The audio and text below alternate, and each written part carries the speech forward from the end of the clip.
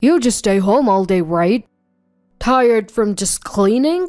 Why don't you try switching places with me and see the real struggle?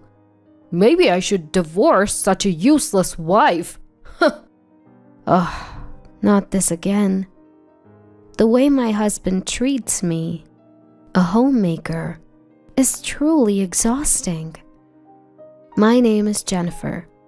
I'm a 34-year-old woman.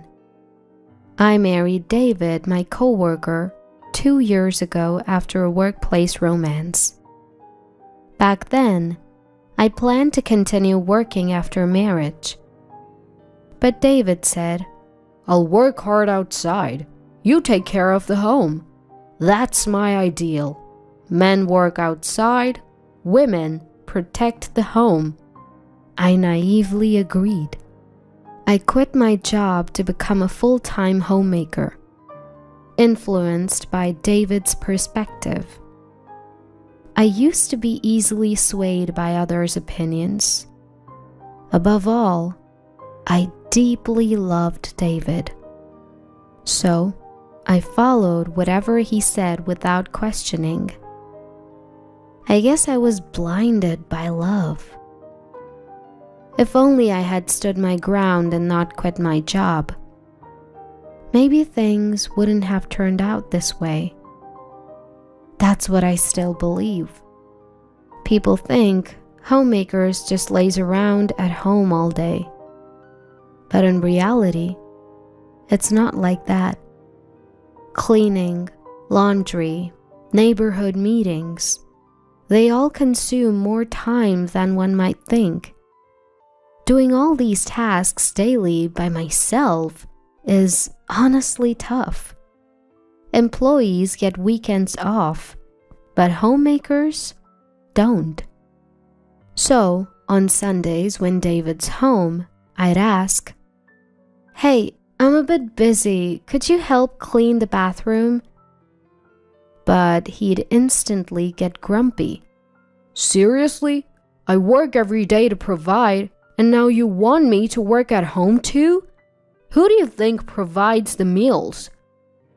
If I dared to say, "I appreciate your hard work during the week, but we're a team, right? Can't you help out a bit on your days off?" David would snap back. Stop bossing me around. You think you can survive on your own, just being a homemaker?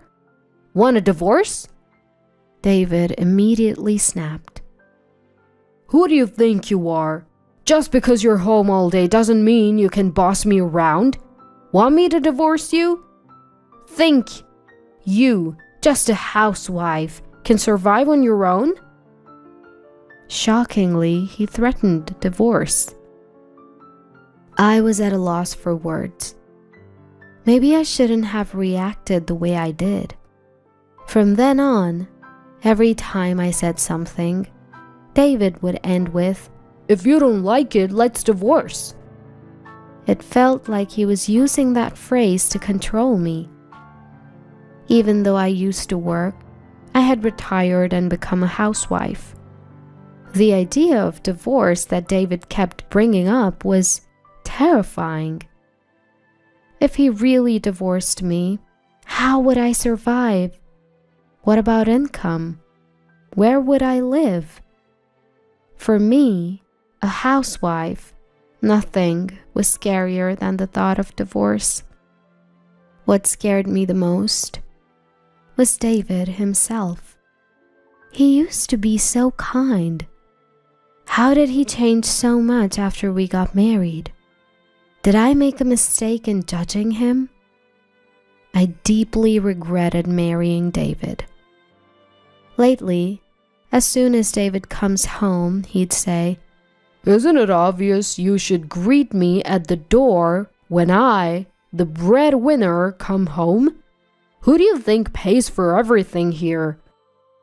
Yes, David earns the money, but I take care of everything at home. We're supposed to be partners, not in a master-servant relationship.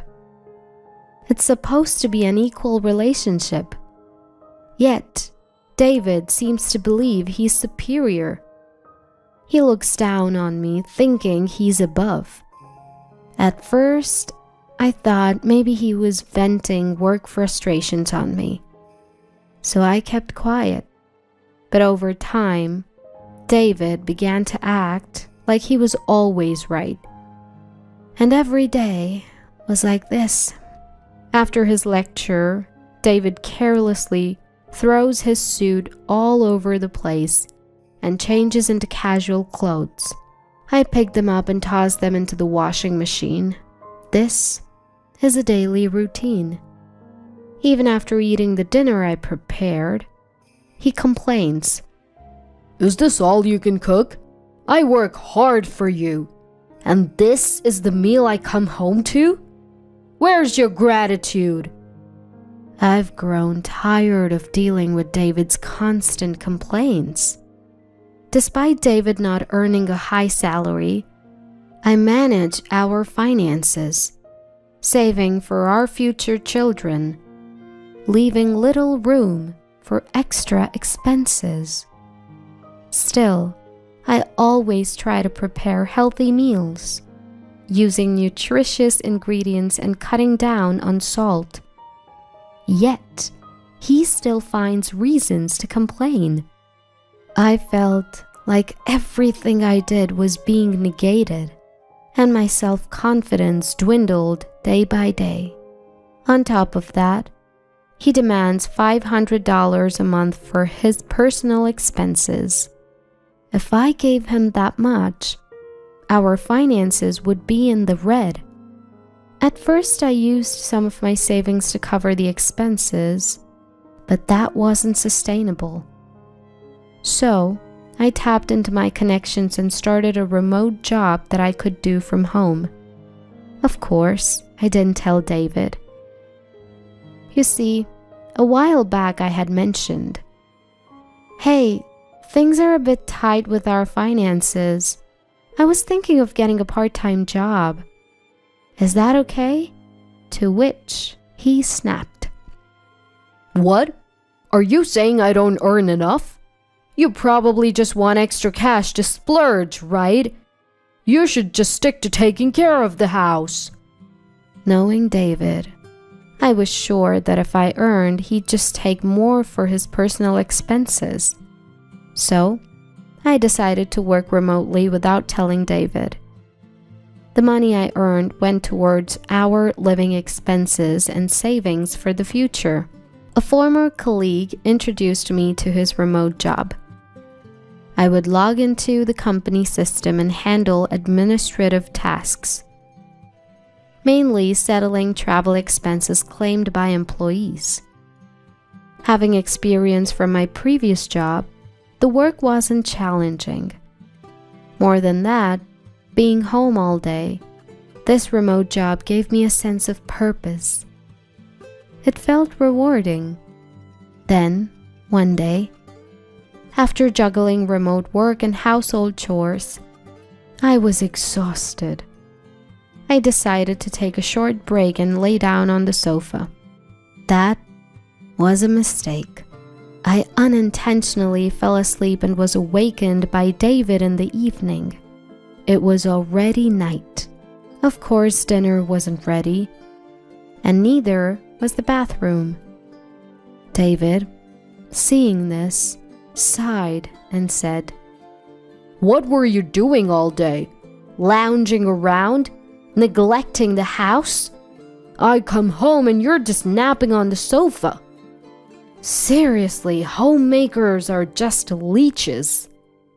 Usually I wouldn't react to David's words, but that day I was tired, so I snapped back. What's your problem? I just happened to fall asleep today. Stop making it sound like I do nothing all day. David, not expecting a retort, turned red with anger. You're defying me? I'm the head of this household. How dare you speak to me in that tone?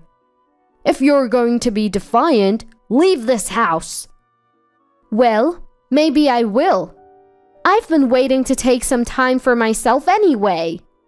It was a classic case of tit for tat. I quickly packed some essentials and headed to a nearby hotel. The look of shock on David's face as I left was priceless. He probably never imagined I'd actually leave. In the past, I would have just been bewildered if David told me to leave. But now, things were different. After all, I had my remote job as a source of income. Being confined to the house and only doing household chores, this job became my only connection to the outside world. The feeling of being appreciated and thanked directly for my work. Seeing my efforts being rewarded with a paycheck. Having never received gratitude from David for all the housework, this job had become a significant part of my life. Thanks to my remote job, I gained confidence and strength. Maybe some time apart would be good for both of us. With that thought, I lived in the hotel for about a week. During that time, I continued my remote work from the hotel and even uncovered some fraudulent activities by an employee. Then, one day, my phone rang. It was David. I was thinking it might be time for me to return home. So I hoped this call would be the perfect opportunity. When I answered, David said, "Hey, isn't it about time you came back? You've had some time to reflect, right?" Who does he think needs to reflect here?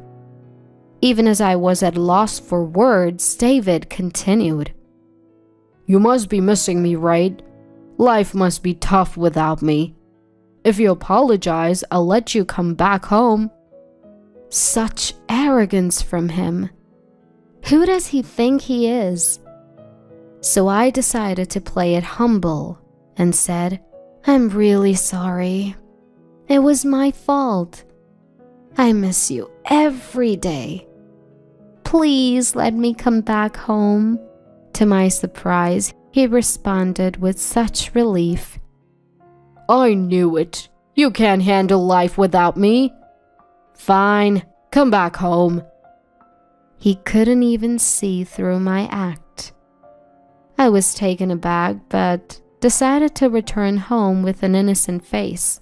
When I got back, the house was a complete mess. Clothes were scattered all over the floor, with no place to step. Trash overflowed from the bin, giving off a foul smell. Dirty dishes piled up in the sink. In just a week, he managed to turn the place upside down. I was almost impressed. I thought maybe he'd have cooled off in my absence.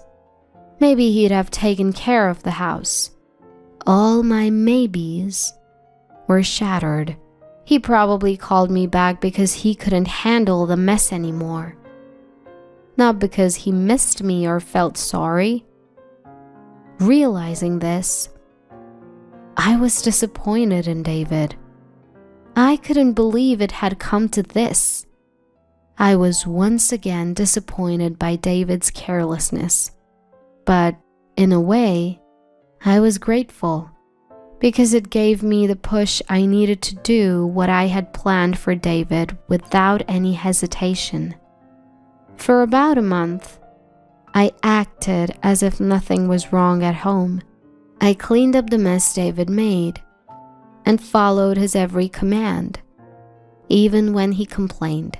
Then, the day of reckoning came.